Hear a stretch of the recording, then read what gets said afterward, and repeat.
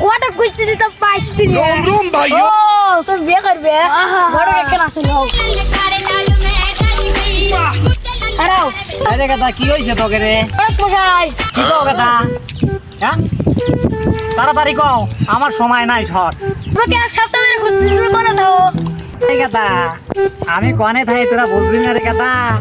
আমার বিয়ের চতুর্দিকে কাজ কাম বিয়ে করাতে করে তা আমি আর বিয়ে করার চিন্তা ভাবনা করে ফেলাইছি ঠিক আছে তুই বিয়ে করবি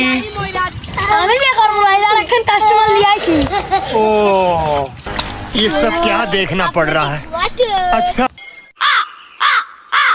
তো মনে আসছে না ও তুমি বিয়ে করবে হাজার হাজার মেয়ে আমি বিয়ে করাইতেছি আর তুমি কও যে তুমি কি ঘটো হ্যাঁ তুমি ন্যাংরা করবে না কানা করবে না পোষা করবে কোনটা করবে তুমি কও হ্যাঁ? আমি বিয়ে করব না ও বিয়ে করবে ও, আমি মনে করছি তুমি বিয়ে করবে আর আমি আর সহি আফজাল শুধু তো কিছু মনে করো না তোমার জন্য ভালো বান্ধবী রেখে দিবি আর তোমার জন্য একটা ন্যাংরা বান্ধবী তুমি কি রাজি আমাকে একটা টাকা দিতে হবে না কারণ আমি খালি ঘর খালি করি আর খাই আমি ন্যাংরাটা পছন্দ করি না আমি ন্যাংরাটা পছন্দ করি তুমি এটা পছন্দ করো এটা 20,000 টাকা লাগবে আল্লাহ 20,000 টাকা 1-2,000 টাকা তাও দিয়ে আসা 20,000 টাকা কেমন করে দেব দাও তোমার বিয়ে করা লাগবে না বাদ দাও দাও আচ্ছা দেব না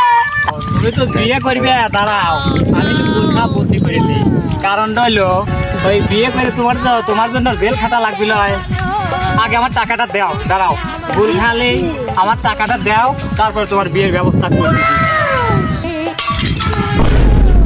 দাও টাকা দাও লাও বাহ টাকা তো ঠিকই আছে হ্যাঁ তাহলে কবে দেবো হ্যাঁ বাহ যাও তোমরা যাও তোমাকে টেনশন নাই শুক্রবারে 12 তারিখে তোমার বিয়ে আসসালামু আলাইকুম এ তুই ঘটক যে টাকা দিলাম ঘটক তো আমার না আমার বিয়ে তো ঠিক মতো হবে না আরে তুই অচিন্তা করিস না যেদিন কইছি এই জন্য তো বিয়ে কইলা